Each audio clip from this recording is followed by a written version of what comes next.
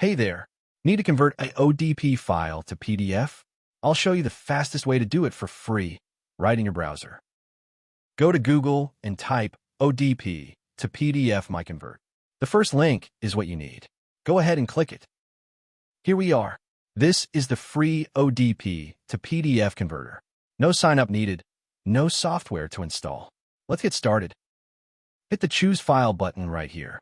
Find your ODP file on your computer, select it, and press Open. Perfect. Your file is ready to go. Check the details if you want, then just click Convert Now. Super simple. And it's converting now. See how fast that is. Just a couple of seconds and you're done. Boom. Conversion complete.